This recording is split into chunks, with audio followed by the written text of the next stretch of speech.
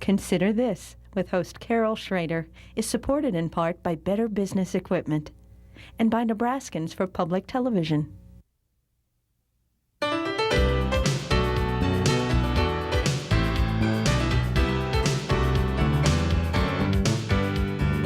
Consider This, a news and information program recorded on the campus of the University of Nebraska at Omaha. From the Fireside Lounge in the Milo Bale Student Center, here is your host, Carol Schrader. Hello and welcome once again to the UNO campus and to Consider This. January is a good time to take stock. Many of us do it personally. All those weight loss programs that creep into our mind every January. The state of Nebraska takes stock of its children through the auspices of Voices for Children Nebraska and their annual Kids Count. And this just out this week. It is the 8th edition of Kids Count. And the woman who is shores up the effort to put Kids Count together is with me today, Kathy Bigsby Moore, Executive Director of Voices for Children Nebraska. And every year, the same areas pretty much are highlighted. Right. But you really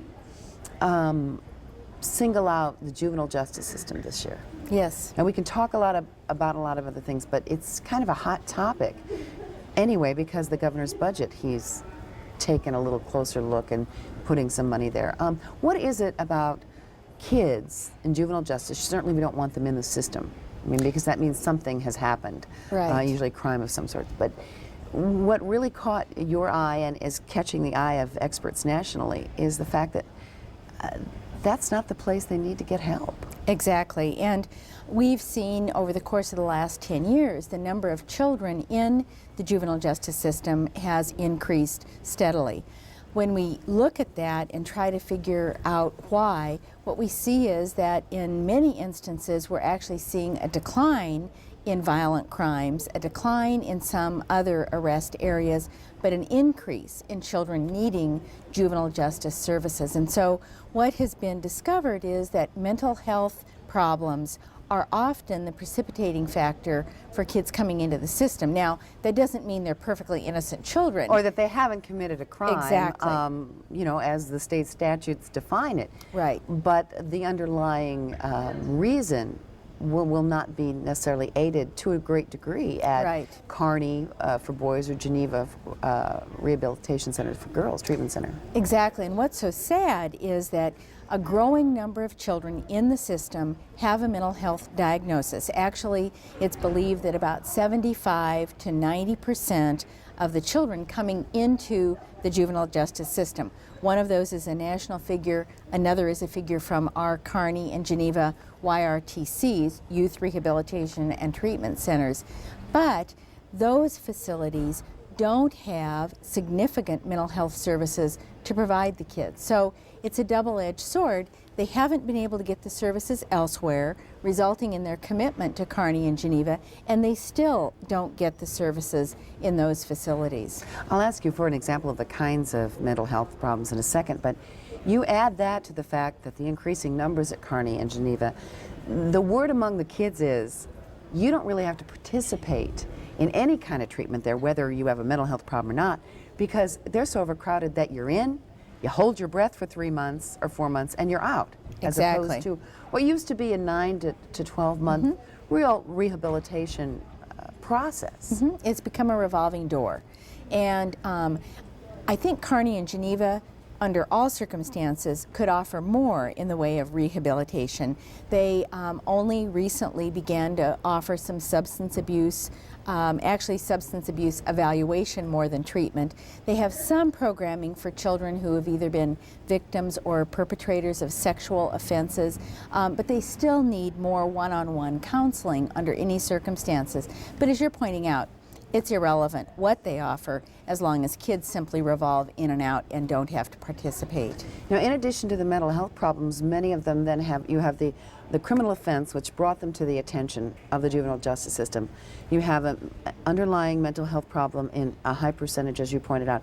And often on top of that, as I understand, there's an overlaying of substance abuse. Exactly. Which, I mean, we could get into chicken and egg all along, but it's thought that these things don't happen in a vacuum.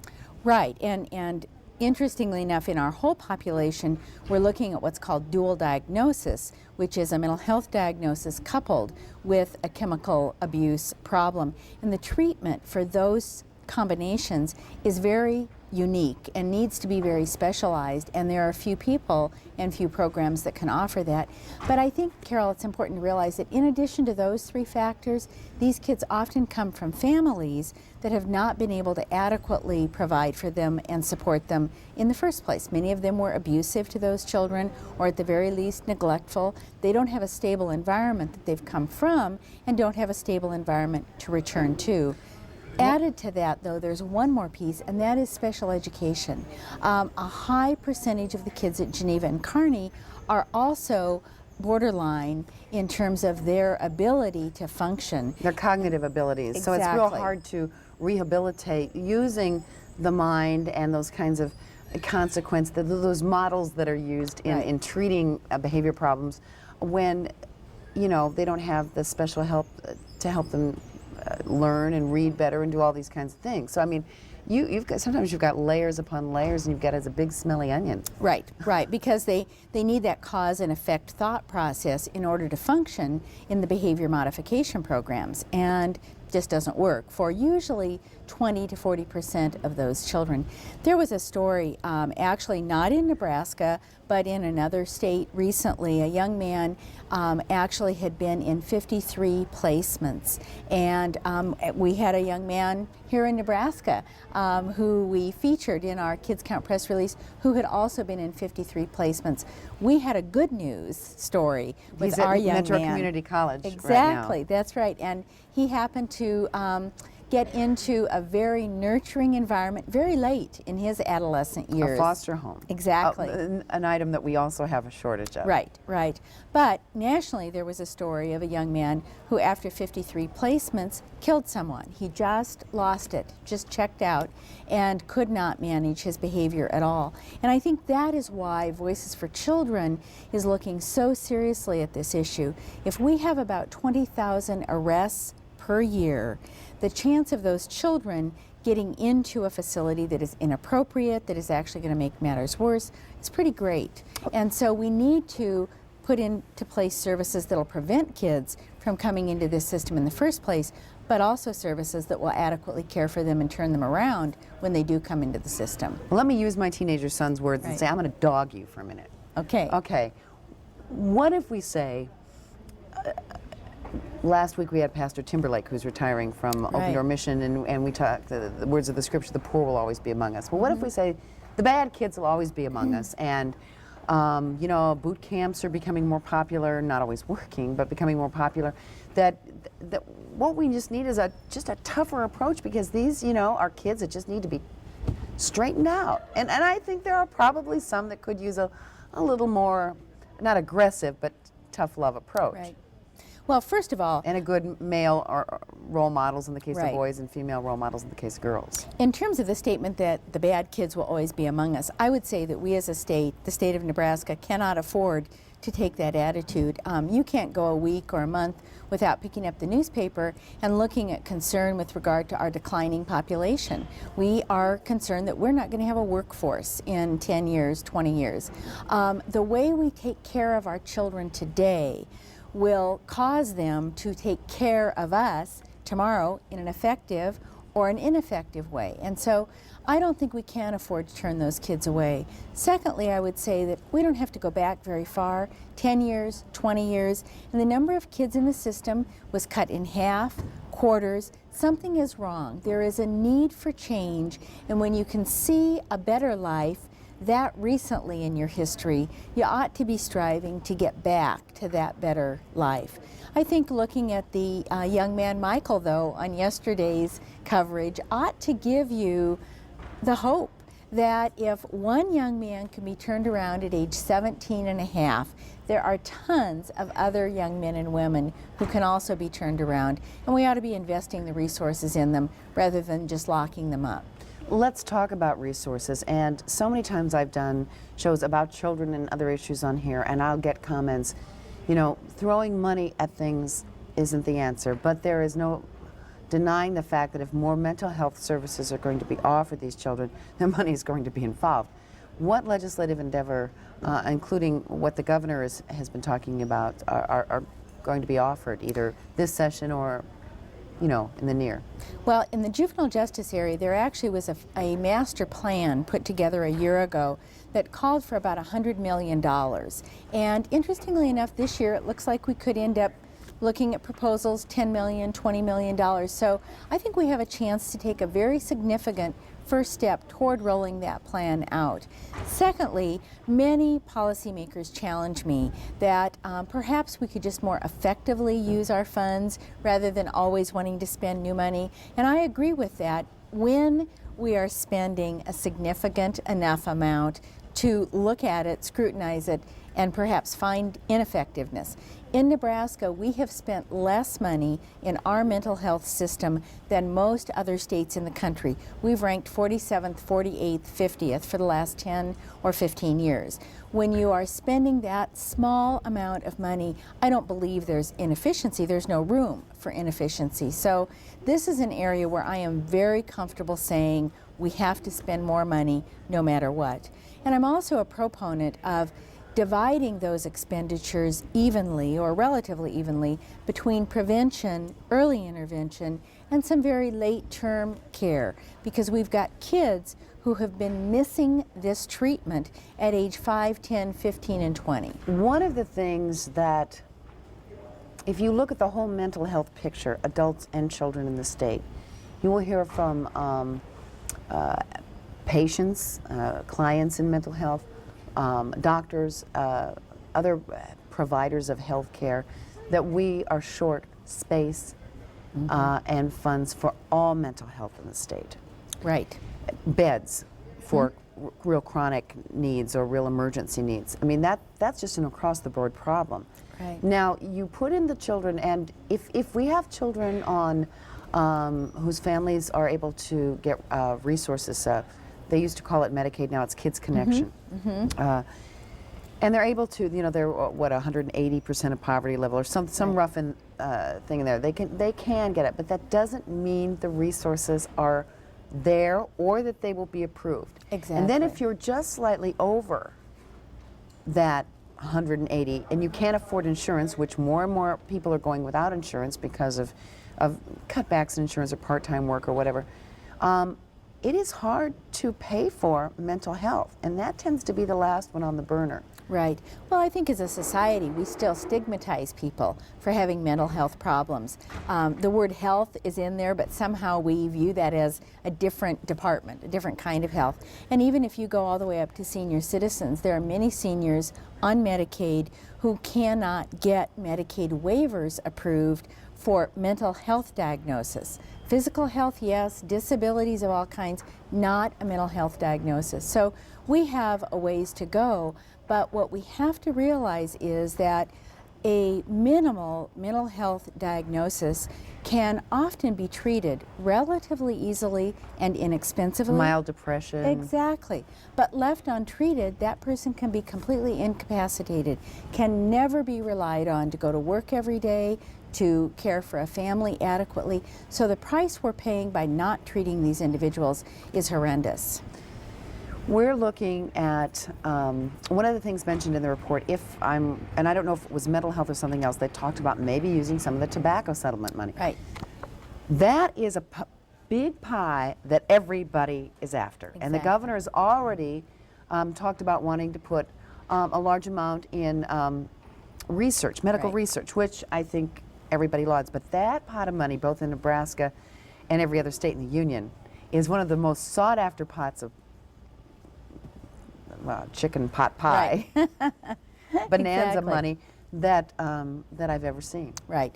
And I do believe from the day Nebraska sought the tobacco fund money, the administration declared that money as health care related, as it should be. Which is laudable. Exactly. However, I am a proponent of some of this money going toward mental health treatment and toward children's services. But my message to Nebraska policymakers is don't rely solely on this money, which is a little bit like the lottery. You know, it's here today and it may not be here tomorrow.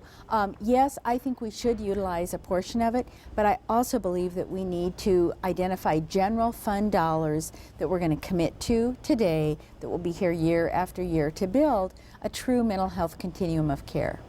One of the things that makes it difficult to add that mental health component or more of it to juvenile justice, and then we're going to move on to some other areas, is that juvenile justice dollars and the increasing number of kids that go to Geneva and Kearney and other solutions to crimes committed has increased. Now, you know, you're doing a causal thing that maybe mental health problems could have caused some of these things. I think you're making that sort of connection on a lot of these. But we're still dealing with numbers, and even in raw juvenile justice monies, we haven't kept up. So then we're saying we should probably do that. Some of that we should catch up, plus add in some mental health dollars, and then maybe some substance abuse dollars. We're talking money. We're not talking loose change. And as you point out, it's for really a double-pronged reason. One is that we've ignored it for too many years, and two is that it's a growing problem. Again, I cannot caution folks enough to not continue to avoid the problem, to address it today so that we can turn it around. I think Nebraska... It's going to, if you only care about dollars and cents, I think you can take one case in terms of what it costs, just raw incarceration dollars, and incarceration/treatment or rehabilitation. And then you can, add lost education, therefore future lost revenue, and income and productivity. I mean, you've said that for every dollar you spend now, 7. I think you could probably track the dollars, and I'm not trying to be your advocate, but I think you could, over a lifetime, you can be talking about a lot of dollars. And you mentioned our losing population. Well, and it's interesting, maybe to kind of move over to some of the early care issues, because this really is a continuum. When you look at preschool, I've always followed the Perry Preschool Project, which was a project that invested 1 year of intense preschool work with 3-year-old children and their families. So it did developmental work with the kids, but it also taught their parents to budget, to manage their time, to get some education, etc. 1 year of investment in those children, 27 years later, was paying off by those children being more likely to own a home, more likely to earn $2,000 more likely to have an education, a college education, less likely to be in prison, less likely to be reliant on public assistance. These were minority children. These were African American young men. But they followed them for... Exactly. For 20, well, the last examination was 27 years of age, but that's been about 4 or 5 years ago. So hopefully we'll have another follow-up. For me, what that says is, with a small investment at age 3, age 7, age 10, age 12, we can see direct correlation to the payback, and we can't afford not to do that. I think, though, what we also forget is that in rural Nebraska, we think a lot about Omaha and Lincoln. In rural Nebraska, as you pointed out, even if we had the dollars in place, there often aren't services available for those people to spend their dollars on. So we have to be working on community-based services, prevention services, very creative ways of making sure that these kids and their families get what they need when they need it. As a taxpayer, I say, well, what if I were willing to have the governor and my state senators push for more money for that? How can I be sure that the right plans will be put in place? Who's going to be watching the cooks? Well, again, I think we're very fortunate in Nebraska right now. Senator Nancy Thompson has taken on the juvenile justice issue like no one ever has before. And she has shepherded this issue for about 5 years. We now have a very thorough master plan roadmap. If somebody just wanted to follow this roadmap for the next 5 years, it would lead us to a very well-constructed system. Mental health is a bit more challenging. We don't have quite as clear a roadmap, but we know that we need community-based services in addition to the institutional beds that you laid out. So I think it will not be too difficult for us to figure out where to begin spending those monies effectively. And then the third thing that we touched on very, very briefly was foster care. There are 10,000 children in our foster care system over the course of a year. Many of those children end up in the juvenile justice system eventually if they're not successful in the foster care system. And again, the percentages of those children with diagnoses is huge. So once we look at establishing a mental health system, we're looking at children back in families, but we're also looking at 20, 30 children who are away from their families for a period of time each year. Let's talk about the other aspects of the report. You know, there are a number of, and by the way, people can call Voices Right.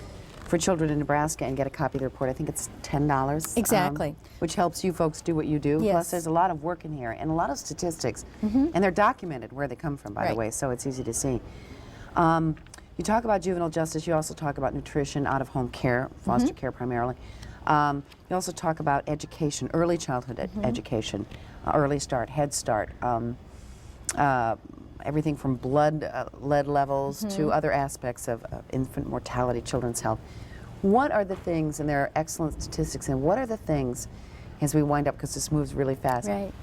that you want people to pay attention to? Increases, decreases, changes, and trends.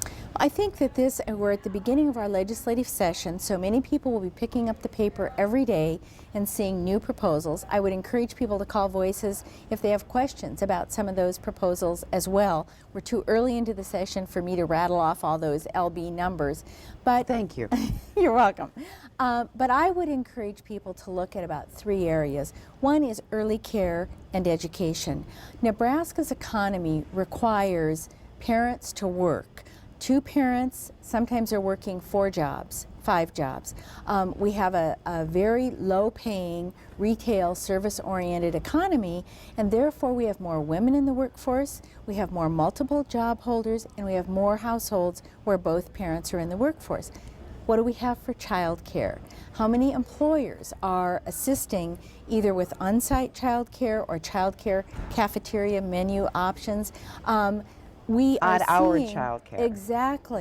That's Right. the killer for Right. a parent. And affordable, and yet quality. So there are going to be probably a dozen proposals this year, many which won't pass, but I need people to take a stronger position, just sending a message that Nebraska has to support child care for its children. Many lawmakers believe that children should be home with their parents. Well, there's a difference, you know, I'm glad you brought that up, because I hear on radio talk shows like Dr. Laura that, you know, you should stay at home. And I think that's a laudable thought. I really do. But if everybody stayed home suddenly that happened to be a female with a child, this economy, A, would Exactly. fall. And number 2, we decided that welfare, as we knew it in the past, was not a good thing. Right. So we want people to become independent and self-sufficient. There are a lot of single mothers. And so the keys to that typically are, as I said, some forms of subsidy, both public subsidy as well as corporate subsidy, but also looking carefully at our licensing and regulation laws. What kind of training do we require for our child care providers? And there's always a resistance to that. Some child care providers have just been doing it a long time and believe they ought to be able to continue to do it.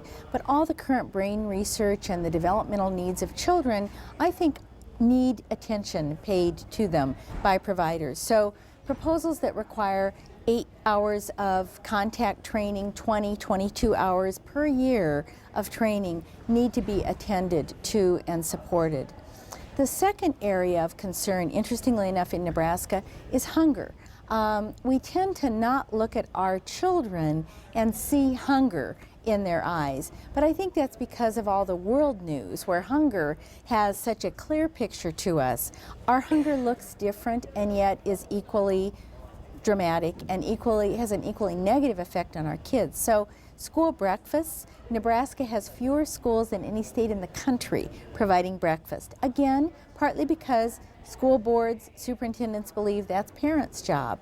And to a degree, whether you like to take federal dollars or not, it does cost districts But it's the majority of the food is Exactly. born subsidized by the And government. interestingly enough, last year in recognition of that, our legislature put in place general fund dollars to add 5 cents per child per breakfast to every school providing a breakfast. So they recognize that maybe it was a fiscal disincentive, and that 5 cents ought to more than make up for the cost, because as you said, most of it is federal foods, federal dollars. It's probably a little less cost effective though for the rural areas. Again, you say we don't think about, we live in a city, and so they have greater numbers.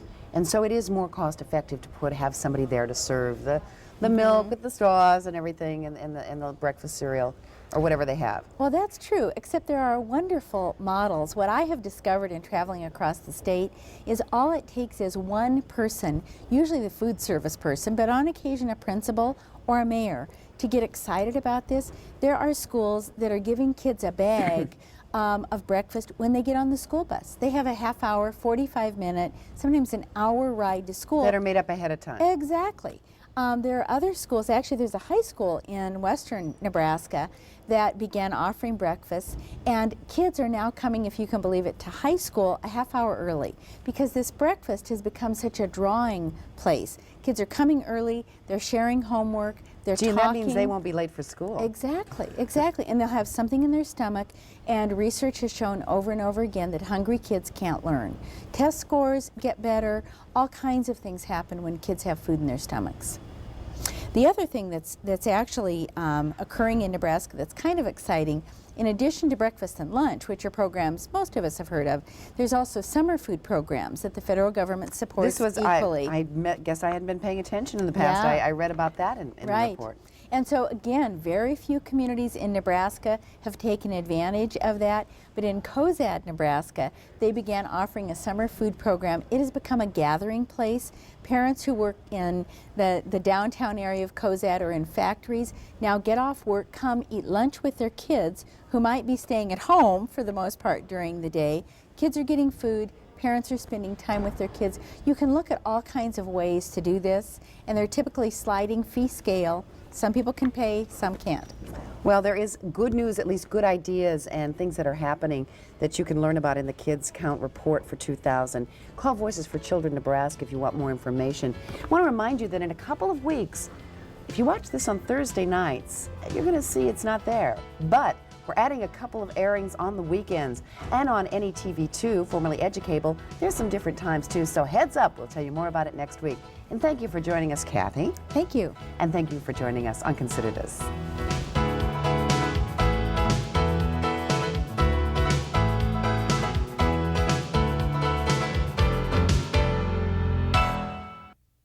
Consider This, with host Carol Schrader, is supported in part by Better Business Equipment and by Nebraskans for Public Television.